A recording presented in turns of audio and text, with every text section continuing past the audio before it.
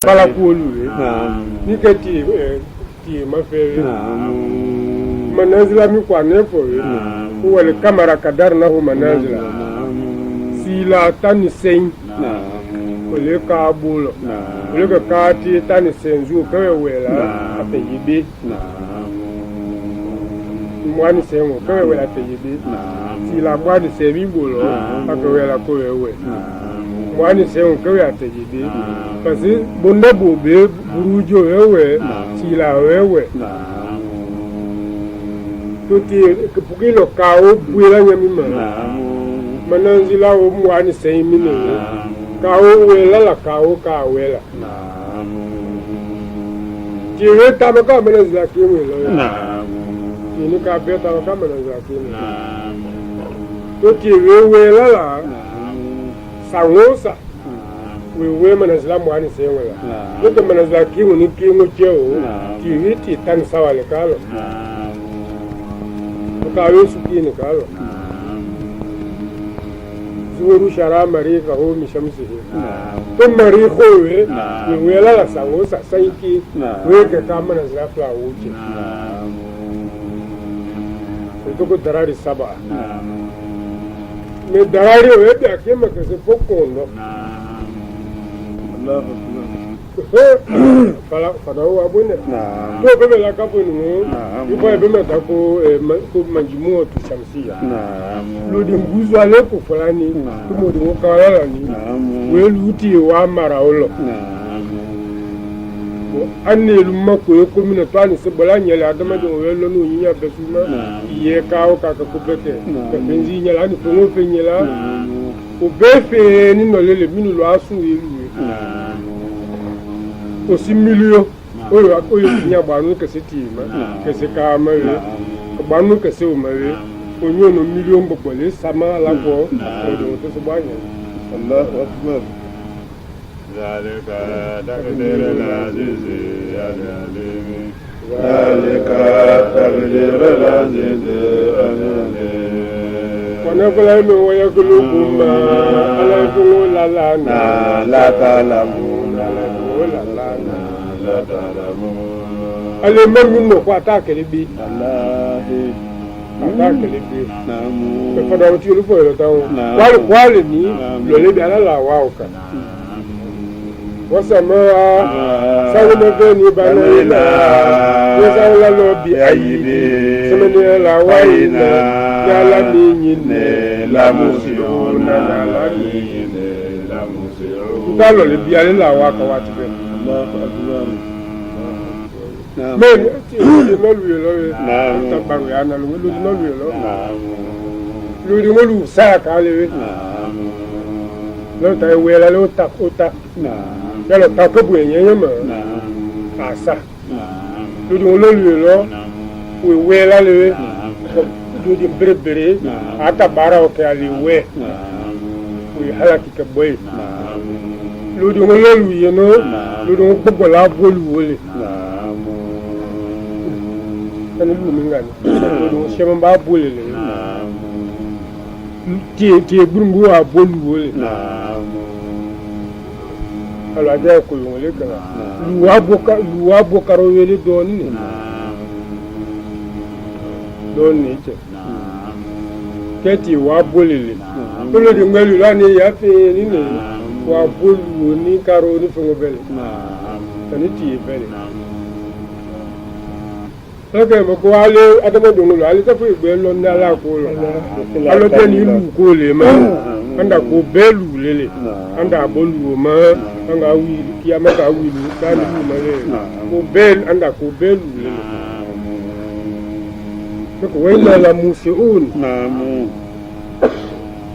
bo adamo do lu ma we namu imiri la la fu lu ma ba to lo ku ki mira la guma wala kono ko ya ki bolo aka ata bo nyalo na tete balawo na ala ingedini bole la ba bote la ba ila betu no ila la lo ke batole alo mi mo le ko lo ri won lo lu no ka mo no ke ma ifa ko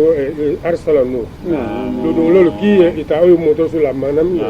do do lo ki mangu biawe sanyi wa ki ke mangu masian ma ko ma mo ma mangu yeba Allahu akbar do ga ka to su la ma yi ma we o yi to su la mana ti ma mangu gbani ya ma ka o jenga ma ma ti iyo wa mangu bwanu ke ta yo ma wati ke ala ti ani ko nga wati ka le no ko lo ke mangu la biawe mangu to anu la sai waki ifo ay mewe babulu fa le arufa me ye wa kan lo ko sur'atu dawiyya ya fe no lu kwa na ko no ano pase on kala so fe no lu ya lo lu ka fe ngeli lu le في يوم كان مقداره 50,000 سنة أن يفعل تعرج إليه الملائكة في يوم كان مقداره 1000 سنة donc 1000 سنة مية سورة لا تعالي سنولين quoi et que si yo meleka la tiel semi bo ala po ala la tiel semi no la halo jibril tiel na nyama keni nyama yimi nya kilawe ko lolu tamo kan ke sanwaki ni et puis bi sur'ati dawiyya mo fenda ma da lolu la tiel ni beo ça veut faire mal la tiel ni ani so tu kuma kan ani ko ma minga ni seni we kuma fala la fanya aboni la loni ala mi la ki aki yi mo yo mata maka ani suno na ngole kala le ka wula gbumulo ikewe kulela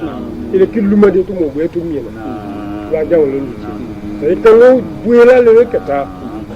ba ko suratu sawt kan wo kabulela lo a buela le kata ko ya ci lo ka le mo tolo ko ko kulle ile ko le o fala segon ngi to at sulala ole ko ma kan lu ala bolo meleka te yi la lo le segon ngo telo to anu we fo ngo e fo su ala lo to asika sama haki o ka ta we ala ko e be kuno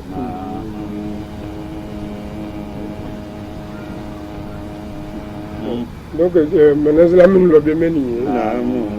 ndal ku don bi qala allah ala ko ta'ala ala ko rotani e fala laka bedati le muhammadu baqi ya ka halakili bale nafusaka ya ka halakili bale nafusaka ifaki ya halakiwa ala tarim ifaki ya halaki ala tarim halaki ala sarim ni ka takawani bomo lolu ka mo bebe ka mo hamimato bebe ala yo bebe la dila para laka ka mo jaba ma jo kana ka ba ko na buzaka kani yeni lafi ala sarim kani yeni lafi ala sarim mo minda si ya fefe ile tale foli le ka yi tuchi de ka mo kesulalo lo ni mo jolo kesulalo lo ita le guni la fi akole ka halaki pasa we mo la de ka kui we lo kana mi yunus la to abo wallahi e gunya la fe nga mo to kolo iwe fo e ta se ko lawon la ko fala laka kedaile muhammadu ba do na fusaka ifaki ni la finne ala ta ifaki la finne ala sarim me kitabu tesharutu se ko baka orke asaru we o mo no le ise no ibi no mindo keta ko mo shema ne ko kwa no le ni ko gale kete baba le o kilaba alayhi salatu wasalam ni ke mo ati ko mo mo lu ye aki la diewe ki la kawani ni miso ise no susu ta la ko susu ya mo ne bema فبعت مناب هذا لبيان ما كان عليه محمد رسول الله عليه الصلاة والسلام من الرأفة وشفقة بالمؤمنين يا كم مؤمن نكيلاوي كسر يا مول نكيلاوي وكذا كتير مؤمنين تكيلاوي الله أكبر ni kese ya molo kila kokole kana molo ma ba ku yoku boko imake yusula te yila me mo muta kala ko ne fa ne ta u so ya moto le eta ganye yoto ni le la kisila eta ganye yoto kwa kisi Ilo ko fala la ka ba ke ona busaka ka mojole no ba ke ona busaka ili harakila la sare ili harakila la sare Yeso ka wolu ko ko wi ni la fi ayo ko yi ko di wolo ta na de ko ku nyama lo iteke wa soro ile gulelu nyama lo afisa gulelu ma ilete Wallahi Fala ka ba ko na busaka Kuchaba ko lo ta ko lu ko no ba ko na busaka ili halaki la ili ni la finna la sarimu Kuchaba ko lo lu yeno aka ko ka bule chaba ko ya ja ai afesu Eka ba ko mo te ka che ke to su do ala bore mo ka tani ye le foto te keke me se amu ko kuma wana pake wallahi kujala de la ka ala ke Muhammadu bede dile o ba ke ile ya ka hala ke bale na busaka ya ka ni la fimale na busaka ya ka kutol to ko la bale na busaka ala sare ala sare iye makakalu kwa shafe ni kipolo mama nuka kuma kiwi ba kipolo kuye halaki kwa shafe mino ko so yin la mino ko so yin la kuma ni ya minele ko so ba hadisi ni no asaba dimisa ko so ko bule Muhammadu la so ya mo be ka tini ita che ba be ya lo ani la efi yo mo lu fe akumo befo aka kiele aka isula yile me aseko te fo yi nyale to kan ka ba be gbu ko na ko ka tini Allahu akbar kese lo to ala fu ya dawo ku kiye halaki Allah kalbala وعلينا الصلاة عليك البلاغ وعلينا الصلاة عليك البلاغ وعلينا الصلاة البلاغ ثم لا سيل الله عليك محمد ما هو الإنسان ثم لا سمون سوما علينا ثم لا سمون سوما علينا يلا تقولين Inna Yallahu jalina Yekelike ma Yekelala maride Kini lukuro kwa kangwe oluke zinata Oke masilola Masilola Kini nieleluwe Minale hayawani Niwe nyamangolule Wanambati Washajari Walanyari Lewa berizalika Lewa berizalika Ani mkembe miyete minule Namu Uwe ubebeke wezinata Weke masile la Weke masile luwe Yele na bulu wamu Weke luwe masile Lele na bulu wamu Keni mulu kamolu la jarabi Nalani ayuhum Keni wana uli naktabira Keni mulu la jarabi Nazirina Keni mafeli kella ila zalika Kella ila zalika Mulu kamolu lawe Namu Ayuhum Yene kakalilu lo asanu Uchanyingo amala marala ayi unyo wazi hada shabana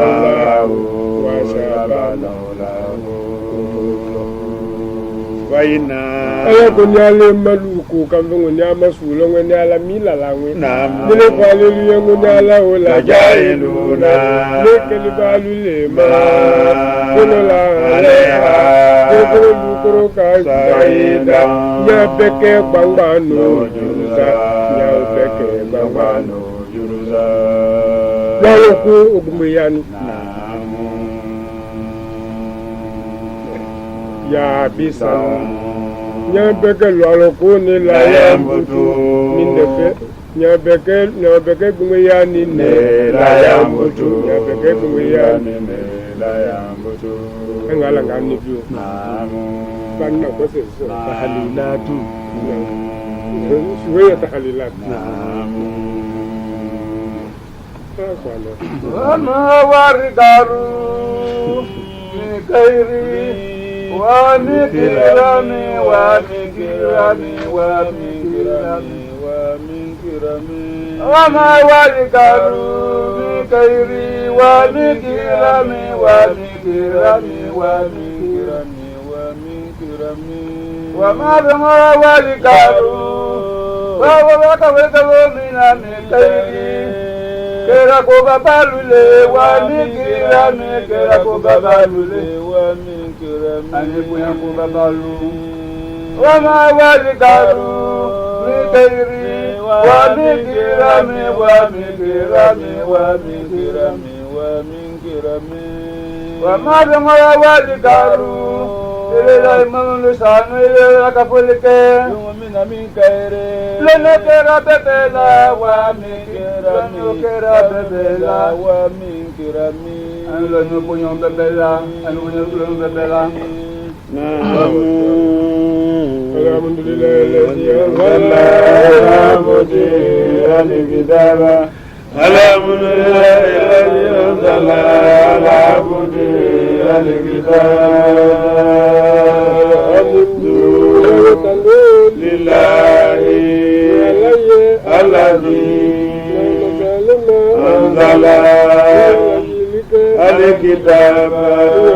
الكتاب لا لابد الآن نعم ما تفصيل شوية نعم الحمد نعم من يكون بحمد نعم ما الحمد الحقيقي نعم كاوتيو ويلي فوني نعم والوصف بالجميل نعم or kafelo mangu tu kenyala نعم ko amandi hotala نعم hamdu tala نعم alba ummadu ho نعم mo ka kawo tini doni نعم alba ngotando نعم hamdu ho anu kila ngotando wallahi bote tando mindele aklabe che mindele che نعم e pe hamdu mini نعم ani kala bimana shukr نعم ko ke barkale takusiru kaba wa shaminge takusiru kaba bebelu min vola lelu ni kata alul kulubi sufi ulu kata ni ko takusiru sufi ulu ta fasenzi nubulo ulu ko kimi ndilama alele dilama cho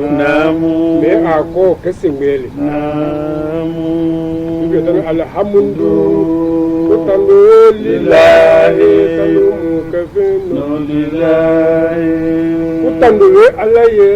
kutandu milo amino ole barka bole me ana la barka bole amindi eleluma ko kwana lo akono la obewe me tandu ni ke boka tandu sharo cheni onaka tandu ke bawo yi ko hamidu Mahamudu amindandola weyino lafzul hamdi atandola femina weyilo al mahmudu alayhi atandola komungoso weyino naf'ul hamdi atandola na famindi le koso weyino man huwa al muntafi'u bil hamdi tanwiyan nafala wallahi تندو إذا نفعل نفعل من الذي يستفيد من الحمد ولك يفتح قوى الإعلام بذلك وكيف توفتني هذا هو تندو ميمي نوي mo tando la gbegbe bi mana la hamdi kwa la fenoka mo tando la madi hobuma kuma la koka le plaque me ko mandi ho mo tando la ke la ya kokeninga yeso tando la kuma la ya kokeninga ko mandi ho hamundu tekela kwa la kokeni neka le gani ko tanu kana yamudahu ashamsa kana yamudahu zahra moze ka komambi tandoni sabe mo ka kan lo to ko kemaki iti se ka bongo maki iti ka tabuno ni kemaki me hamundu we wole te shakela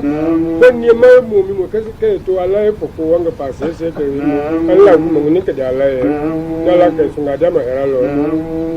wala wole hamundu fil ula wala firati wala wole hamundu fil ula wala firati kanu ala le fil ula sunga lam ya wala firati lam ya wala firati sunga ke wala le ala le wole kanu ko no lam ya bil kafi sabu kafi malana la wole hamundu kanu ala le fil ula kanu lam ya wala firati la ke ana ke la يقول بين حمدين إن شاء الله donc masami chaku be kamwe seke ke ala poko a poko an batu minge to batu sola wa ta ke alhamdulillah fami ko la olele ni ke bana alhamdulillah tawhidu bebe tuwe kiwe bebe la sawati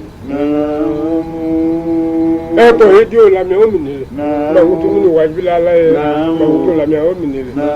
alwadaniya alwujud awala alwujud iboko alwujud keno wallahi kisomo yo alayeno groupe lolu yelale olusoni nyando mako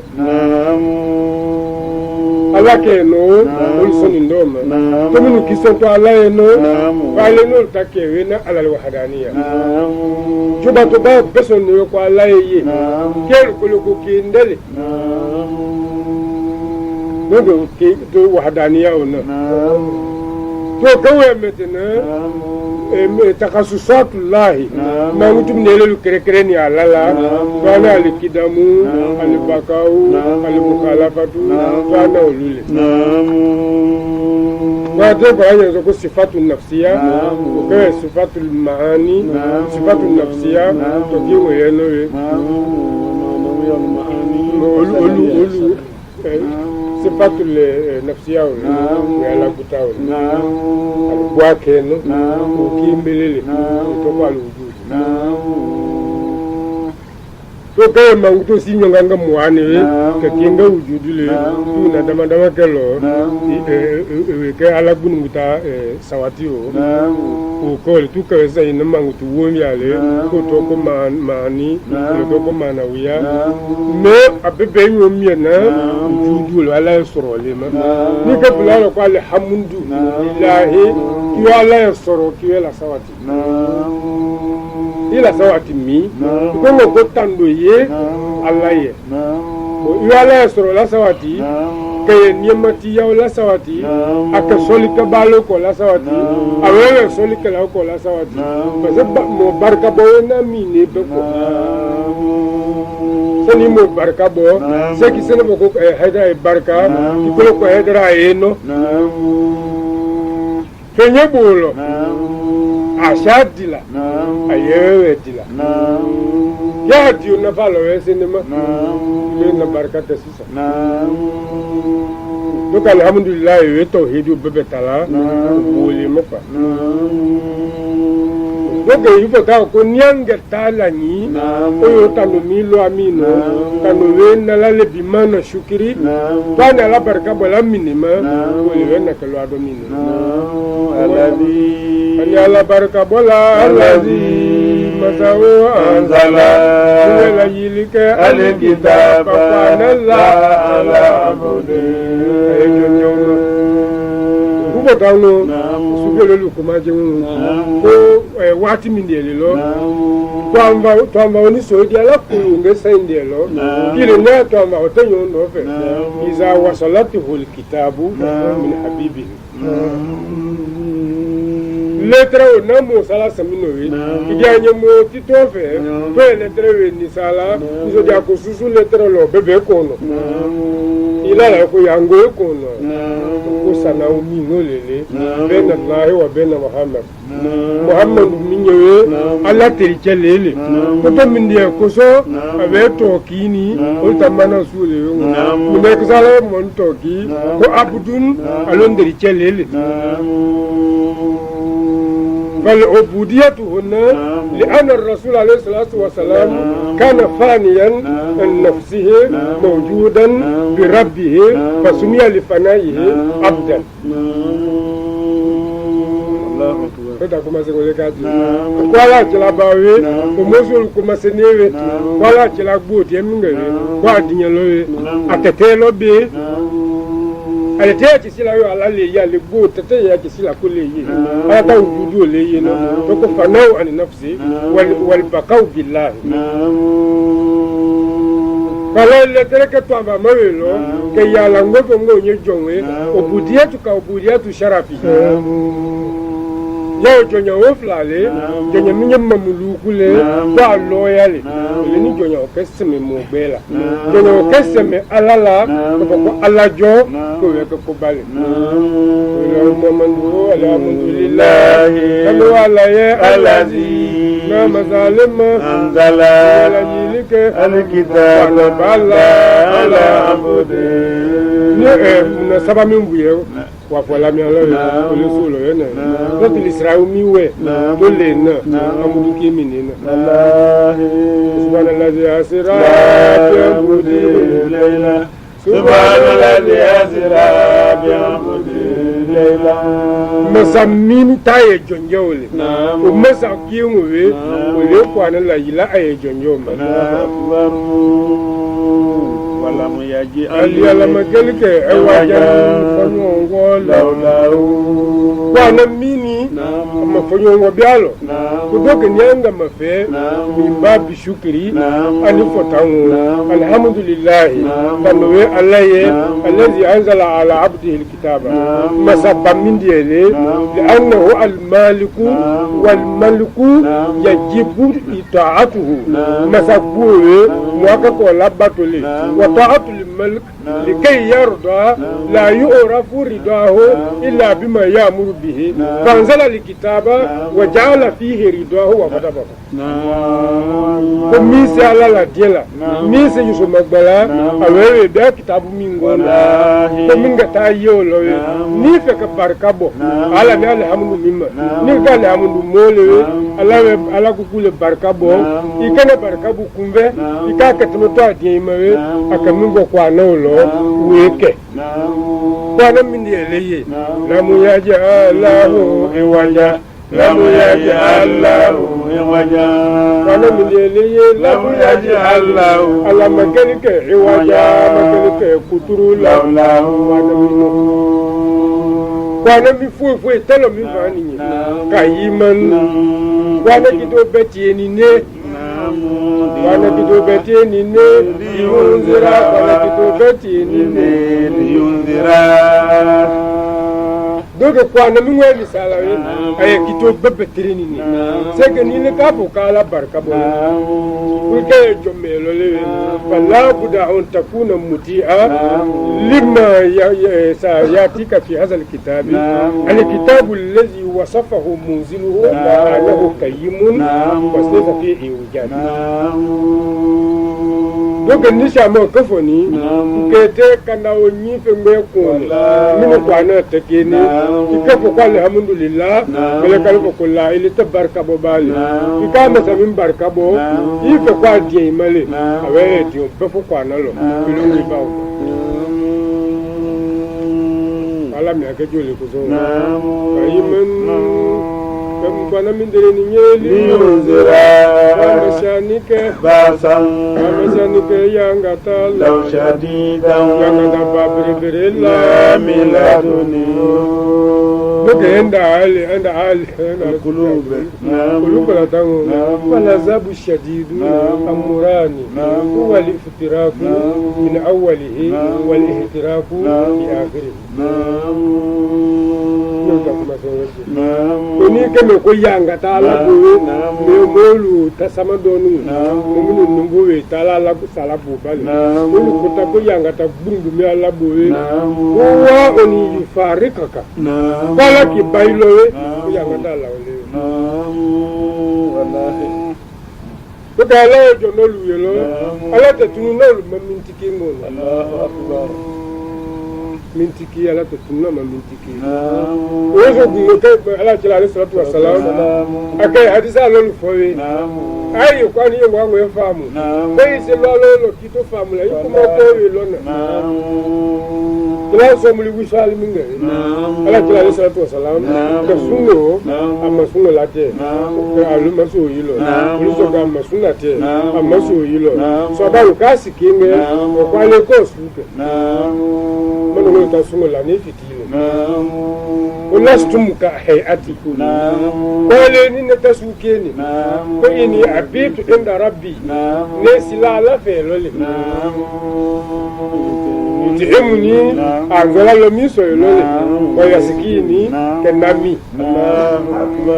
Munda jimi ka lomi ka kisunu la ala kala lo musuna lo jimi ya lomi ko Allahu akbar kayfa kala jimi nadi ka lomi ka di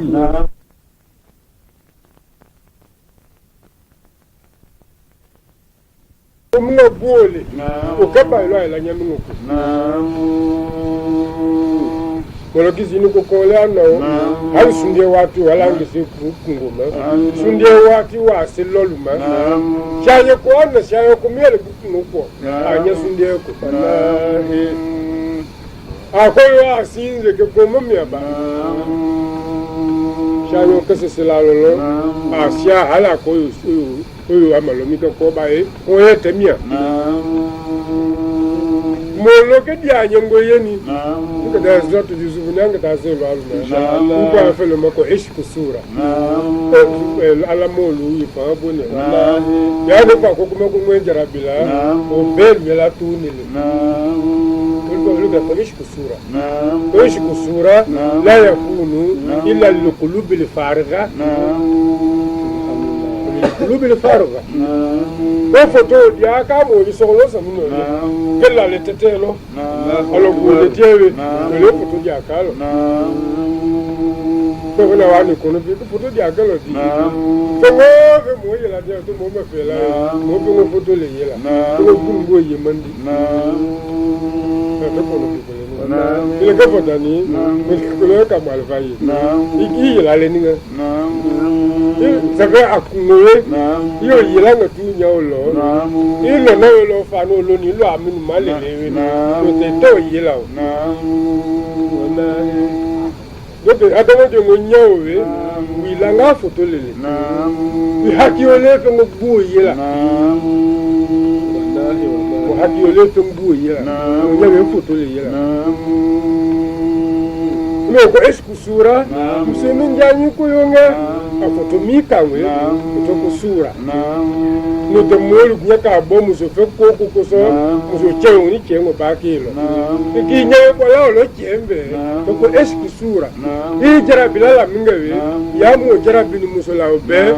ma nyole ala molu lo ko so ngolo ku ne te fu itetelo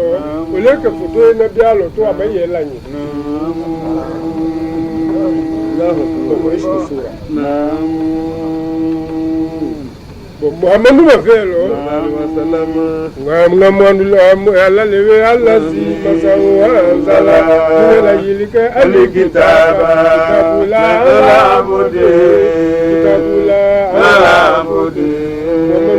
wala muyajali waja ala makalike jenge nawla wana kuso kayiman ati ko flabe fo damu tutawdu atrini ni ko tun liyunzira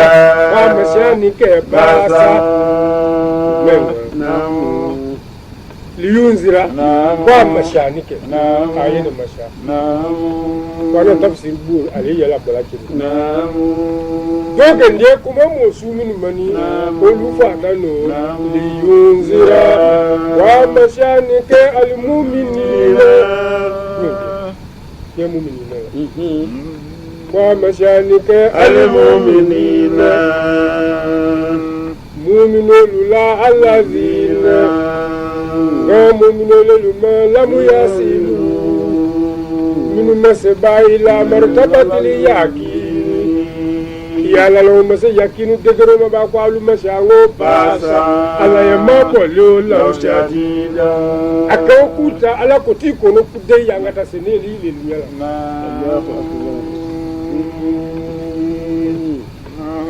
me keli mani amo o ke shayo ko zo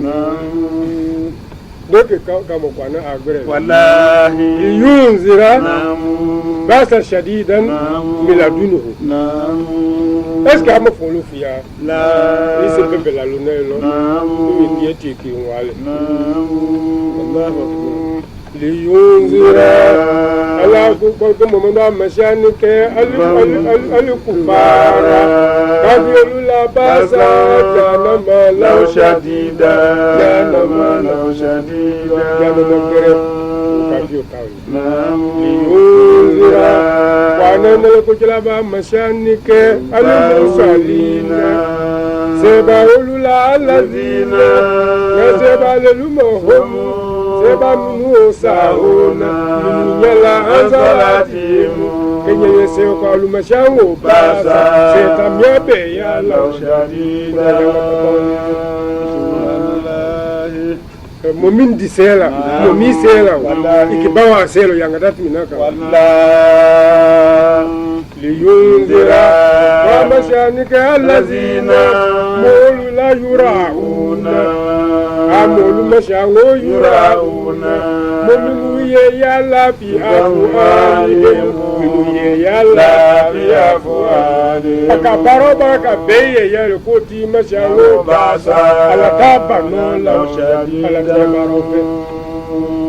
wallahi ولينذر ومشانك الذين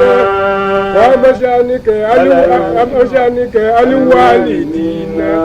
وباولولا والوالدات أن وبا مسلمولولا نموللما لم يوقوا من ملاتك أولادهم يجملولا من النار kabojana wa alumashango basa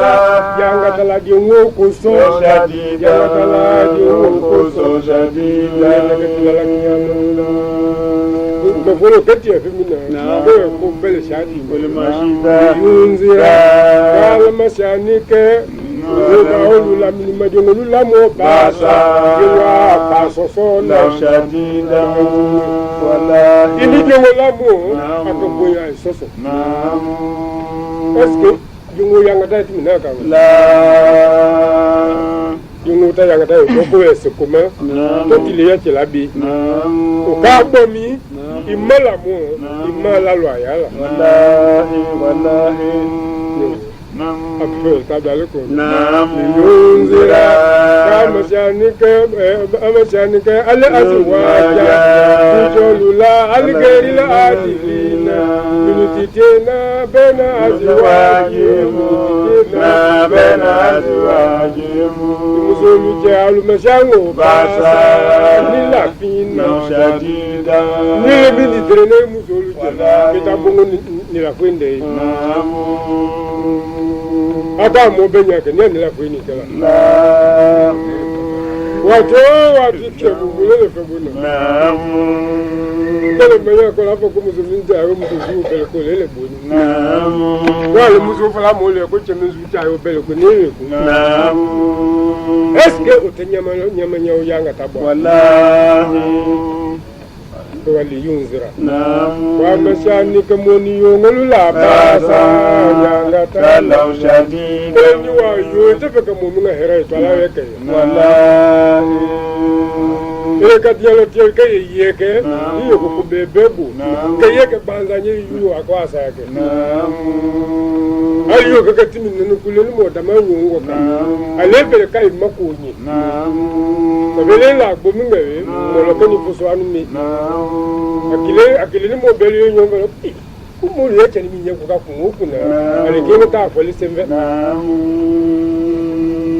Kila kolo ko mo nyembo kwa nena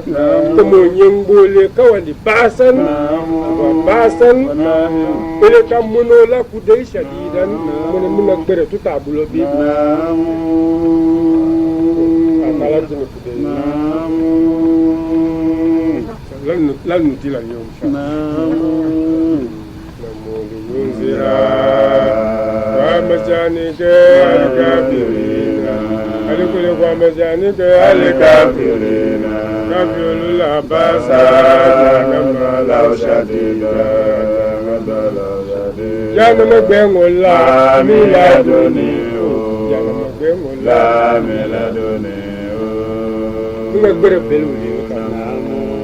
كلمة إضافة الكلمة الإعجاب الشديد إلى الله من لدنه أما فين شامو ni shamo ke diengu faye ko minga dienye ko ke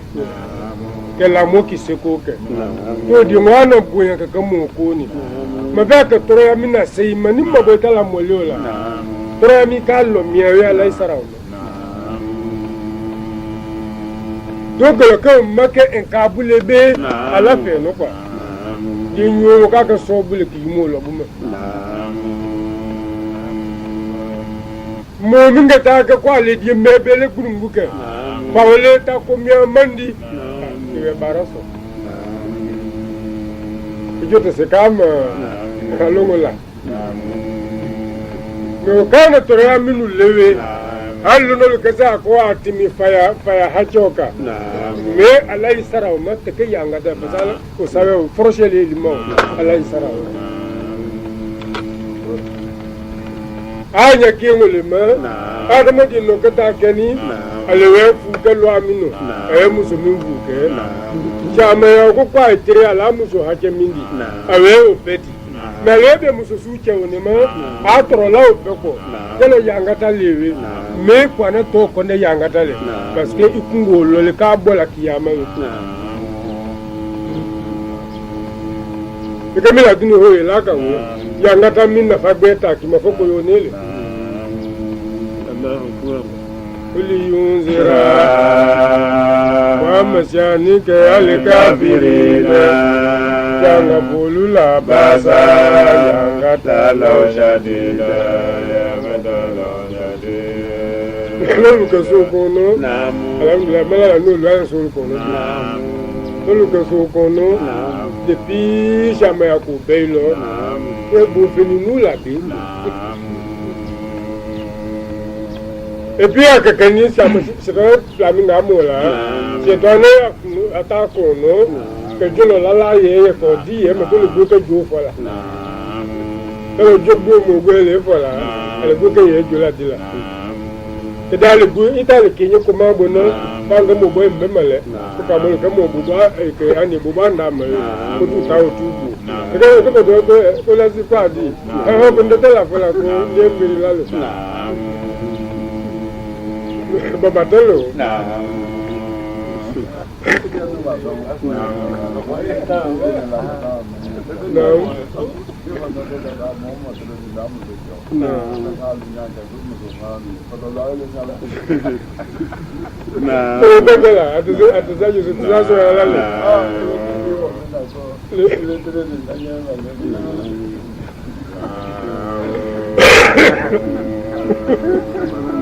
Come on. ni ka ta manya ka e ta manya ka la tere me abo me ni ka ko bo ni ko la ko yi aka mi bo lo ni la di lo ko ka ko ni ki tere ke ne se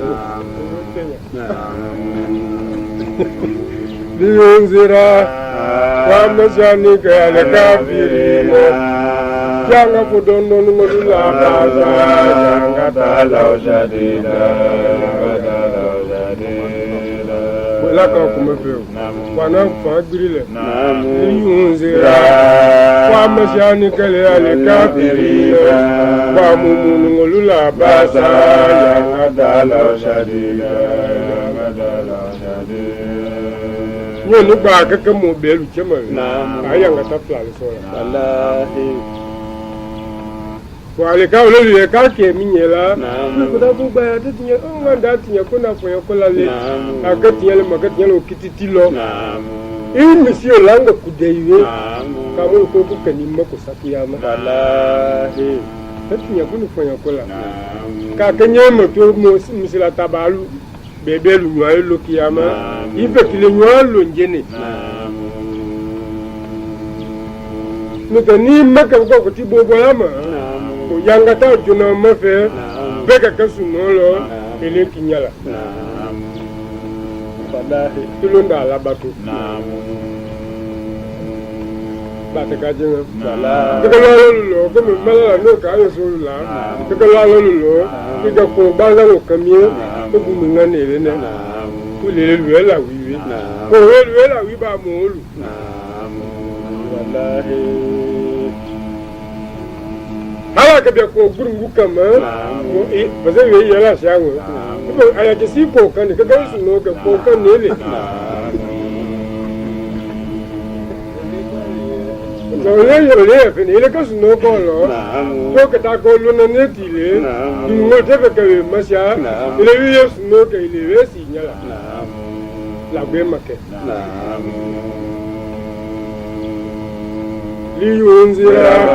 wa mashani ka basa wa mashani ka al kafirina ni mabalu la basa ya ngata la shadina ya ngata la shadina yanga kanile kukwila sunoma wallahi wa masanika alikafirina alasulama balula basa jito ya la shadina wallahi ni kuya ka moni momo ke boni ngolwe kango shaya wa we boko fenolu yelo la tati boma mais Allah ka kam mo ma ole ba ko la tam mo ma or ka ngol be bo ma ila ya la boni ndema mo sundelu ko mani kunya ka noko ka ka ngena pi bo ko yinyala jito ya ba mi we wu basu ko da yanga ta bwana agamuna wana rujagi tunyika talaba agamuna wana rujagi tunyika talaba tuzika talaba agamuna wana rujagi tunyika talaba agamuna wana rujagi tunyika talaba tunyika talaba tunyika talaba talaba talaba tunyika talaba wala wayadina bandao bandu magia babandu magia babandu magia babandu magia ba hasasina ile lenza jarega magirba hasasina ile lenza jarega girba sharega wa magirba sharega magirba agamuna anil wetu gawe yango wana rushauki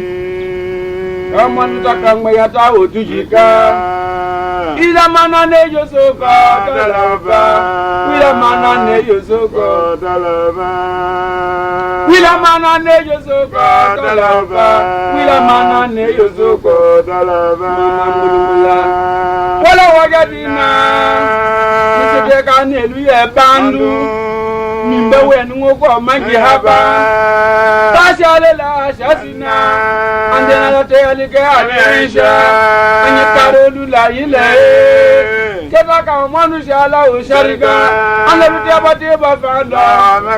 anda lu abate ba fanda anda abate ba fanda anda abate ba fanda wa magire ba anda abate ba fanda anda abate ba fanda linari wa bi mari ao minazamai libare bi mari ao minazamai libare bi mari ao minazamai libare bi mari ao minazamai libare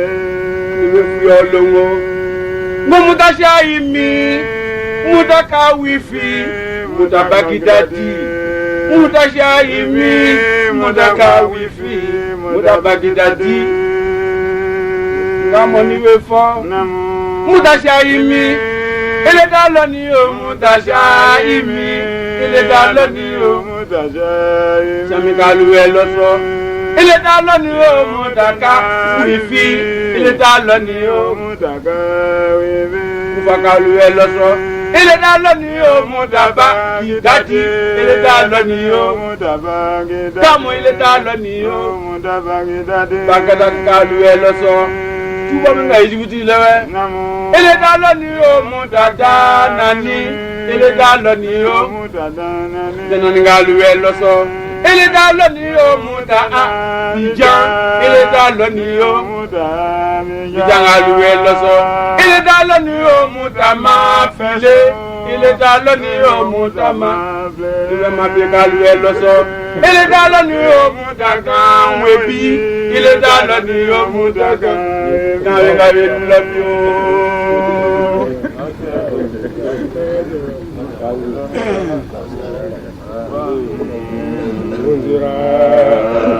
amolu mesango bala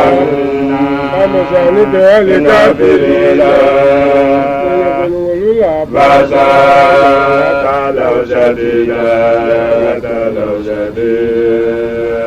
wo ni ngakani ile ngoni make ya osewa bu wo ya makubete nyakukula bya Ramazani ke ala kafirina bono kono lula basa ya la tuna shadida ya la tuna shadida ke bani nyako bele ko ni ke ketimi nani ko ni nyako ni ngake ulo yo yiyira ko ko ku yima soyima ko ni utuka londi ni ko mo nyako be witi ni lawo ko nyako ni ngotala ki malawo itepe kani yira molo adiongo alonungo achewo abadiongo lugo oke kenyele moko lukeye bese yanga datu minaka hago lo moko chalolo swanu mbini kubo musololo soya to ekele boima ibeke tita physical ni ese dioma oke ne tombo e mazete sebe ke abo ti longa abo Kuminola goroli yundura, kutelezani gale kafirina, kusajolula basa, tanzina laushadida, tanzina laushadida. Ibo aminolu mata, kwasi biala taminongolo, kuye biongo ugu, kuseki bialo ni, ketabo mansu inokena. Kuwano ta sakese, we makebu atamisena. Bete taiso nuke kieni ye, inoporo. Monsieur Donné, yanga ta sinilala na mulu kwana. No haki yani ngalo le. Ngalo bango. Wa yubashira wala ala nyali kwa mu'minina liman yamalu la aladina liman yaboyu ma yamaluna kelike la usaliani kubebe kelana ajira kukosaula uliye hasana saminjani makisina ilotubale fiye alisa ukono abada alisa ukono abada yala ngenuli yecho ko tafsiru ti oluwe ko yo wazuli shao ko yino ngene mu'min masala ko tango ko bashira allazina amanu ko mu'min ya'lama wa yusi allazina ya'maluna al-mu'minina allazina ya'maluna salihat anne min de kila ngu salihat bara min de le to ko salihu donc e comme fewe ben ta degreli kwana ta be ala o lele be adama dun wala kwana ta fezu lo le ikello ni kenya o nyama ile ka modini tulu mallo ni kenya o nyama ni ko lo do ni nolo ini so e dia kwana ki ni shaka ti mo minye fendi sola ke pandanzo ke chemaninga so to be pani ngeta aluma la ne kwana bo mo fingbe tasibi hari kitabu banga minu amore kitabu minu aka mbeboni hari kwa tafsiri minu ka mo jongo ka kwa tafsiri lo lamia ito manno ati maso lo ngoma ba jalale ni minu yuse mo she mangara nala a sheke akoka ko ko dumelo ko yangole akase na ulama na ukande fese a foje ko fase bula ba afase kula atimi asata se bwanya lutu me tafusi rusulu yeno atase bi ala yelole itase bi ala ulo ko ka kuma se minudi ko kitani go sanu fele luka mo lon balbu ko tafsiru ayatul kawniyya wana haya minu we ko masamala o ka yo je dono no fase o lu bolo ko fase nzingu ko suwole bo ibas yiko na ya lo bolo o bebe ko fase chance mi lon mi capital ka fabrication ke o lo minu dara ko na lo alma ka fase ko e se bala nyale ni le to lo no kara keke kwa no kuro kiemu belo ngwa nyele dono ni ayeta bu nyo kwa ne ka ko lo adama ki ngo kello ni ado awlu mo ka ko ma ko mo lo ma su lo ka ko ma ko mo lo ma gbe la ko fa e to mo kwa na ta kan mi na ata beso le nyo mbe keta lo te bolo ko ne makalo so la lo donc mo minga lo ni kay ye nyala bebele o kana kwa na to ba ye kele malalo mo minga lo ni ke lo ni wa lo ye nyala o kana kwa na to pele che mo be ki nya da ya lo kwa na bu ki na utu akalo nyongi na le to lo bi alo ni wana ko lo wayu basira kalani wayu basira dia ke al mu'minina liman ya mo bun ngolula daga wo mo susu ko foni abeshi awon so ko se la ya o mi te la ba wele nu wayu basira dem dem so dia ke al mu'minina liman ya mo bebelu la so ya no mi ya bebelu alladina yamaluna law salihati agoko kuma kumola nyole makala fili kase bolu ni sodia o ajira ana ajira kubarayo hasana baye jengula baye jengula mo wilbulo ويبشر المؤمنين كسيباولو نسوديا الذين يعملون منو كلكلا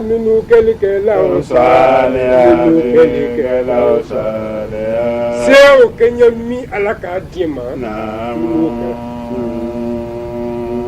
سيك سيبا منو كالي فزول كانو tu na misila le kosoefa ina misila le ki kanafase ina misila le kunuka kala kuminda la tale olu teminzelo tu ko basilo Allah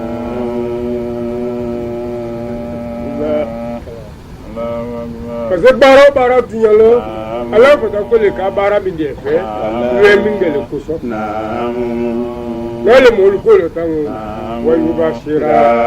kɛla ɲɛ kɛ nisɔndiya kɛ aladina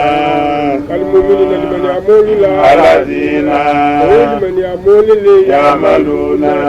minnu kɛli kɛla law salihati law salihati baara fitinin na k'e kɛ k'a la kosɔn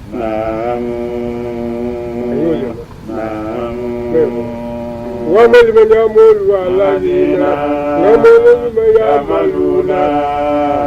من سوء كلاو صالحات ويتوك كسيبه ميم يكتبو كونتا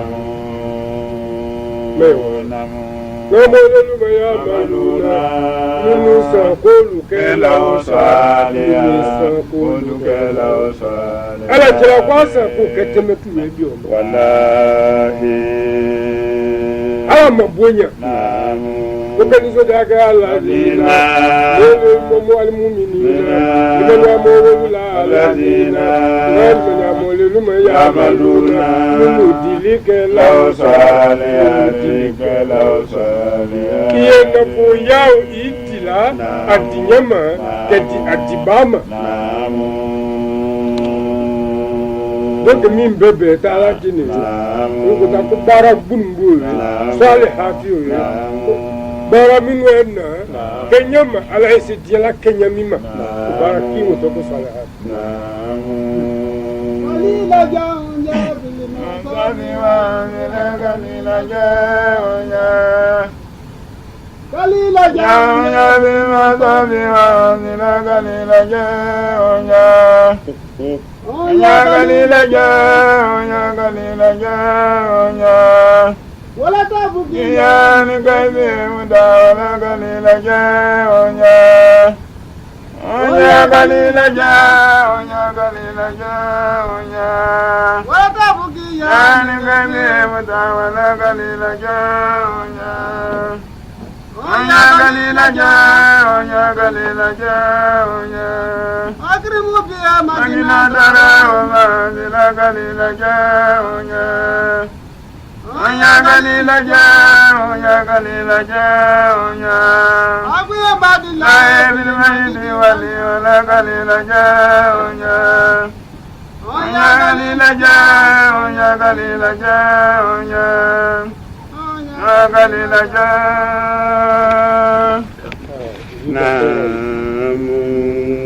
ويبشر المؤمنين والله المؤمنين الذين يعملون لو صالحات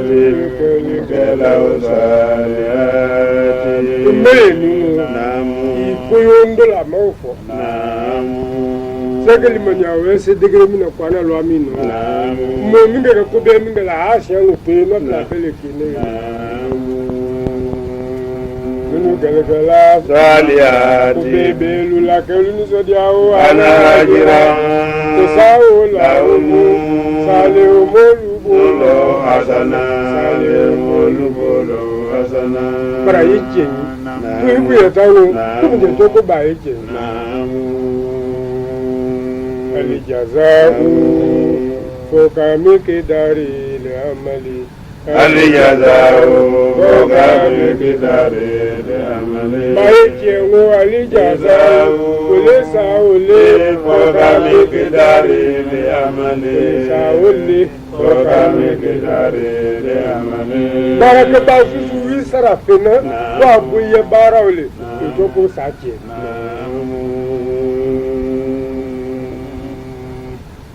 ko mo minga limani abuta ke ka alafe to ke talo e analo ero ti kinzio wa buye diolo barabe no ko ko minde to wana hakinyi no umu mashana ko wa ma kala ke tulijinna walinsa ila yabudun walinsa nyanga po me fe la de ska mo di nya la epika laka ma uridu minhum on yutimun ma uridu min rizqi wa ma uridu on yutimun wa ma galatu lidina majna wal la wa liza ya adama di bebe illa ana yukella li abudu daga yona lukella li abudu wa isini sema da kaka so bule ko momo ase ko nasi kati langu no kama bonyale kila langu makila ba wallahi kuma mola le mo do wala ali na wali da mola ko ko so ila li abudu ila li abudu ile ta wenyo ya ka so bule yo fu ite bena la ma da ka ba ko li abuduni iye ni ko ani fa mi ne tiko ko no ko kismul ibadat tiko e ko belo ta fla ko bato wa olu ni mara olu bato e minele que la mia se o ma que se o que sunu que ya o que he o que to ko bato bato le finani bato bebe kundi yo le to ko la ila la mo rasulullah que lo chama ya lo donc jona miwe o do ta miwe o le beta le le be si la yeka o makami ngo ko teselo meli ya muduni mi kwa na kama lo ami lo akando ki nguma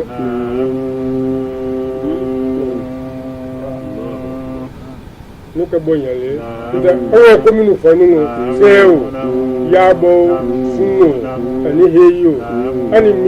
ani ti yele ka wala ti yele ka nyema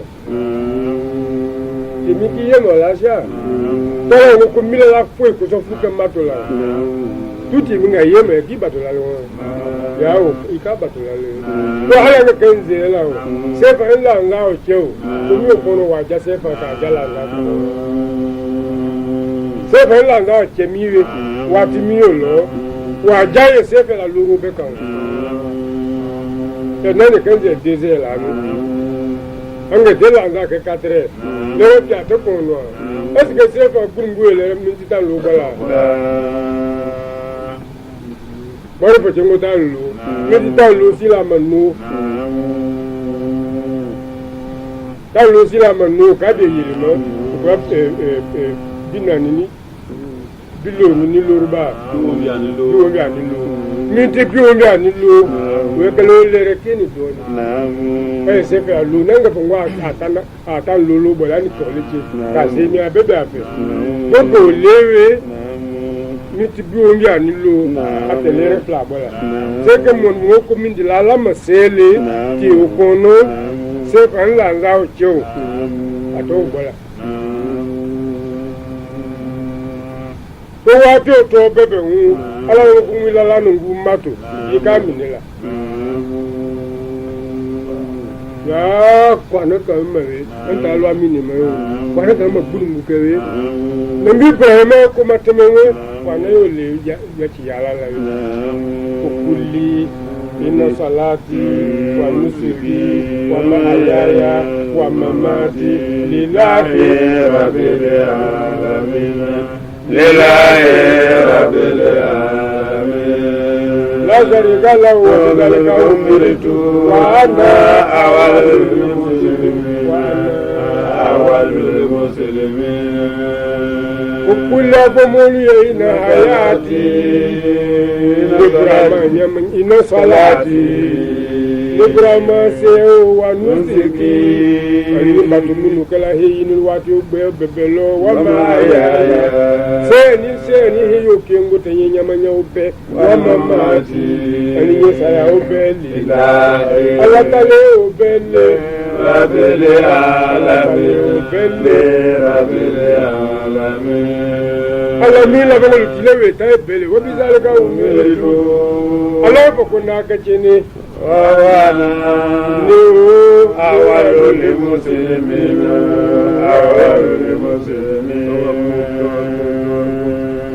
wa budisa fi akilagi wasbate Wagudisa fiakilake wasifate. Wagudisa fiakilake wasifate. Wagudisa fiakilake wasifate. Alaragi mimina lidade wasunade. Wagudisa fiakilake wasifate. Anyafonye fiakilake wasifate. Wagudisa fiakilake wasifate. Tonibalu tabadun fiakilake wasifate. Wagudisa fiakilake wasifate. Anyamole fiakilake wasifate. Wagudisa fiakilake wasifate. Alaragi mimina lidadi wasunate. Alaragi mimina lidadi wasunate. Wafadila tu dinari ya jiharu siru amiyakie. La mimala hati nagisi. La mimala hati nagisi. La ilamu bi anatibura fi irigi sara. Ila onyuzida sara fi nafusi. Ila onyuzida sara fi nafusi. Ila onyuzida sara fi nafusi. Wa badla du dinari ajiharu siru amiyakie. La mimaladi nagisi. La mimaladi nagisi. La mimaladi nagisi. Ngola mimaladi nagisi. Abadan mimaladi nagisi. Wa minalika bawadi ontu uzi majahela. Lisigali malibasi wara unagiragisi. Malibasi wala unagiragisi. Malibasi wa ontu hena muhosaba fi nafsi lidurusi bizati warasajati furisi. Bizati warasajati furisi. Bizati warasajati furisi. Nika awe silalo. Ala kumina wa magala kitu. Nala mela nike alijinsa. Adama de wolula walijina. Alijina wolula ila. Lukela li abudone. Lukela li abudone. Batu nani nyango foni. Iyo keke kala ngoma. Wamagala kitu lijina. Tandungu walinza na luke ila aluyamela liyabudune aluyamela liyabudune kuma minga pa wala lo akala kama namu ay biro la babuna namu yaki batukele namu hay kuma banzawo batukele namu neka batule ikala ta fo kuma banzawo lo yumuse namu ya ngo mo akati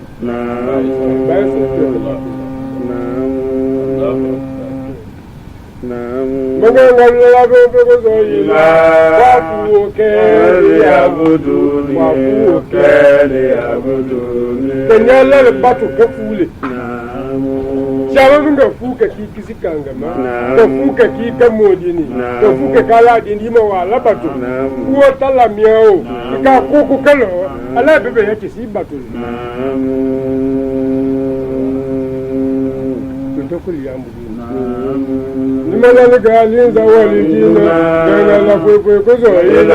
Gana kella liyabudune Gana lusekella liyabudune Anya lale batu senkele Wekati Chaba hota senke Kisi haramuloma Eto keboko we Imu gwenso Niesi nye kakawele Ise meilero lere kahibakuta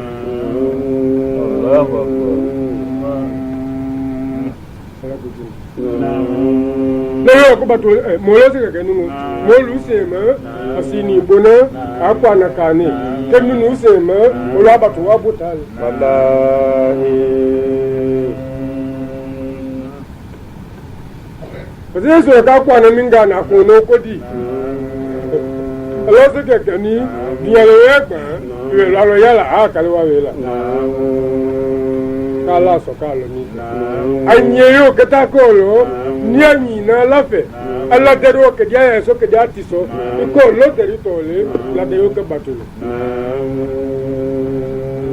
alors awa me se ne yo o ko so Allah de nguru ala de tebena وما خلقت الجن والإنس إلا ليعبدون خلقنا من ذلك الإنسان والجن ومن الجن لا فوق إلا مولا ليعبدون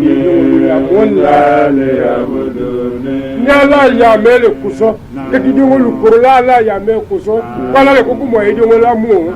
ka kuku kele ka ko mo ko make ka de panzo ke ala be ka patu anu na me ya la bon ko liyambu duni ni liyambu do ko te ku ke misila lombe i ke misila lerebe se wati o wa so ni kotima et puis comme comment ya tu comme dono le no tu la o kwa le ni sunga we se ngene ya kuma ka cheno dono nya ta bole kala ka lumina ni sunga we se mingeni chama lu buela ka misio la fa ku bebele ke kinyela hakitolo sunga ko no ni ke safu so ya malo safu ko so ya malo ke ta fa yo so ya malo ka to ka sunole alafu malaka le kwa sebe ko we su be ke nyala alafu kini ala tulale yake ko fara min ne ko so mo lolu nusu ne wati o a fa ko yonge fa woti mi sa bo wi ka bona sa bo weso aka yema gini mala ko nyata so na fiale mo we sa fu se yama lo lo la ita lu so fese nyasima olongi ngola bi al ka signala na fiase mo mu ta sa fu ke yama lo ke kun ke so faile yama lo ala se kuma ko we su ka batula وما خلقت الجن والإنس إلا ليعبدون وما خلقت الجن والإنس إلا ليعبدون كما نقول يا من سما زكتا akuma beta kuma tolu ko na kana lani anya na kuma koka tumba nyini ngalo kese mo kwa na kamalu kuna kuna nga kwa na mafeo sila fla loluka sila kingi loluka ikalo mafe aki mo ya shaya sila fla kaze sida eka ke sila laka ko se ulu faladi bara buremba lewe o yayowe na fla lela wo kenye no o yo kwa na haya miki kwa na sola miki ni go ati karana la o ma o yayo se weye ke mi la ka we fo ya bi se vianyo o to ko iloni se no le lu fo la we loni se mi kwa na kama makola ibo lo no ko tajiwidu we mo sha go kana ite se ko mawla le ka fra financier mane ko le ka kara fra finan ase ke na ulo ke balaga kara ke lo ke ta yudu ka ke lo ke ta ko kwa na kala rabu nyola itemi ko ben to ke ku mi itemi wa je le lawe ya ni ani modama Nigeria ka modama o yo kwa na kamu nanga nanu wale kwanu kwa na safa ane minu tawe ko lu ka mo bale mo nya ai mo susu ketani ila ko se kwa na kuru ka wata lero ke se okay ko ka mo wena haka ta ko de ko mo beibo ta ko mo lo no ma develop lo amino we mo lu lo ya le misra ngalo lu wala doctorat kala diplôme juju dia la wala doctorat kala ka mo minu si ni misio ko no mo karanga ma kwa na korola ke ye ma fe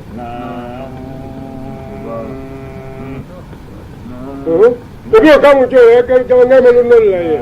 iya mo ke bitu kalmu ze ke da bas tu fa yu kwa ko fa di ta ke chemiya se ka mo chemiya kana na kwa na ko la le no to se mo be ase kana be la me o bara le kwa na ko kana wa we lo ololu ke di ni kana ko kana ngolo ala mi ala mve ko manze ko ya chi donc jona karabo luwa kango lamiala ifa moko makharij al huruf ko harafu arabu kango arabu harafu be mo ani sey ko harafu e bolami mo harafu la bay lawla ndelo tuko ko harafu bebe labola o labola bere bere sawa ni kelo ka labola alulo akatan wolia harafu sawa yelo ba mo kono le ko yo sama ni kono le ko harafu woro no wi kandia wela kala me kango zuko ya kana la bayanu je kunwalo harafu lu balo le harafu kembe no we je kungo sano doni ko kai ni ngo la mia lewe to kawe medina harafu bangengo no wi nyengwe ka kala me nyengwe zuma kana senuma we yenole ke alo yi nyengwe jema alo yi kanya fa wo fe alo la bamba wo fe harafu ki nyeno wi nyengwe fulale harafu lo yeno ilagbo ni nyengwe le die la koke we susu fo ni ai lagbo mabiaro ake na lo ilagbo we ibo ko hurufu shafa ole kala to lo yeno olu nyengwe nuela de nyengwe nuno alo labo eleni ilagbo we bie nyengwe nuno ni lagbo be o san ka so eni ke alo yeno nyengwe tai na la sano to ato labo la ko hurufu itibak ko arabu mo ko arabu nyezeni bu harafu minu ni ilono ka la me mo ko arabu labo la kenyo arabu labo la kawe tu na sisa harafu minu we labo la ni tata gbegbe ke harafu la nona ko kende minu mason le sila flao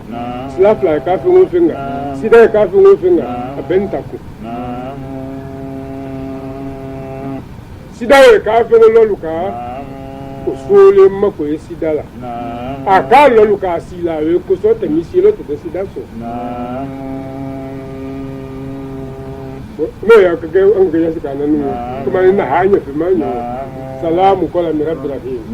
ko wa fala go ka judo tabuma salamu qawlan min rabbir rahim salamu miwe silafi aleka ko silafi la yo na mingawe feninga na ko shafe silafi la ko mawe na wela kuma na la kuma minga na ko za kuma we kale qawlan no ke yi no kuma do salamu salamu qawla kawe min de kana ni ngana ni ba ko hurufu itigam ko luna lole qawlam ila chuyola ko ke tama be ke sida le mi ka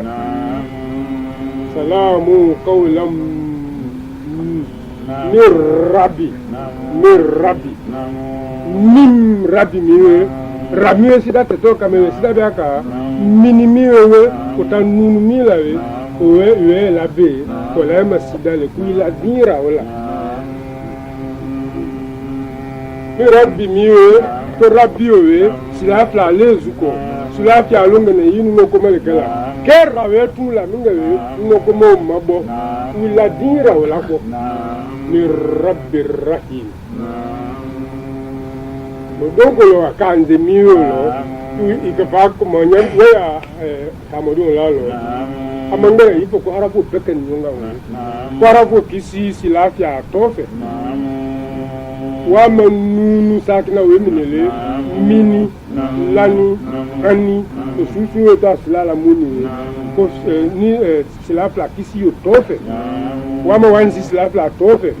wama sinna tofe na silala muni tofe ko kiti woro lebu ko kiti nani lebu kiti o kene to kwa ni biakema ko to harafu min bo do harafu labala ka kiti kana ko ni bo harafu min ba kandia lawe olu keke silafi a tofe wama tanu mino tofe wama nunu sakina tofe ibi akema kutoka ngum advice ngum mini endi lahi mini endi na mena to min la duna na pa mini la duna mini ngi ulebe ko min la duna wa allamnahu min laduna sidai la oka nunu lewe be ka sidai wa mana'u min khawfi oye lo la boye ezara funga na ko kha ko kana harafule ko wa ko yini la boye ko min khawfi ye chano tayiri boma ko wa mana'u min khawfi من لدنا من عندنا وأتاكنا دوكو يعرف يفرق عرف وورو أي لابو توفي عرف كيمبي إلى يما وما أنزلنا على قومهم نتنا لا من بعد kako lewe iko konna miyo kako kwana mi kena ni kala ba kwana susu kwana kuro lewe ali mi kama ke pone kala ba we ke yas la bolo ni wa manzeli na ala komi lim ita ke we mi muni vini de ka ka nu se abelo le a mi muni vini de ka ko yele te kala ka o la basile ke we ana kunela ka ko yele ko mi lo amino ko le me la lo mile na le jelo ke la wala ye mumule wama anzalina ala qaumihi min ko min bali ko min badi ya ko yo ko min ko so pa mi ko fere pa aussi yo ya we mo la ye malakini ni na la ye malakini min badi ni mo lo yo ke tableau ban monsieur bu ko no il va mo kara ni kan ni bon tableau bu monsieur ko no ko lo wi la ba o ko la no akala mo le lu ma ni mo e lo a seminu na fala la ko to lo ye pinga ke la ka parce que ka mo lu kara feminu monsieur we ni ko ma monsieur ko ma kali ni sha monsieur bara min de kala sha ma ya lo monsieur ni barakela ni tebie kono ni ebie kono monsieur ta apesa ni tu bara le monsieur boy ni monsieur ka bara o kebungu ke ba so monsieur wa bara ma akopake ayemo ya lo akopaka ya sama ya lo bara ni ndo monsieur wa bara le akọ laku ala no bimilu mo ko te ko monsieur ya bara lo ite mo fe kila hadisa ni taruko lo kila misi kinwe te rasamlo ni ki te majlisu le le mo ki te mo kara na kila misi le la isi kila kaburu tofe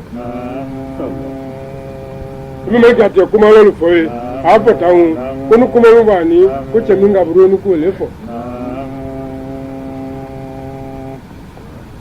ala hiyo jambe mo wala ni mo chamo ke ta hiyo la wat lo ate mo feze ni haramu ko no la pe la ki mo fa no monsieur tabaraye no tableau mieux mi de ki ma fait monsieur kune sele o ko le kana kana sele jene kama to no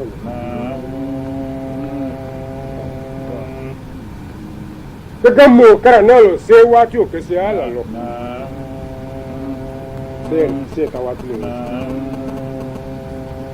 dogo mo minu ka kwa naka ni o mo eye no minu mako ela tu na mi si o kono ke na se luke i kwa naka na tu lo mako lo ni mina no lu mako makala minu ka kwa na ka tu lo mako te misila tu ka ka o la be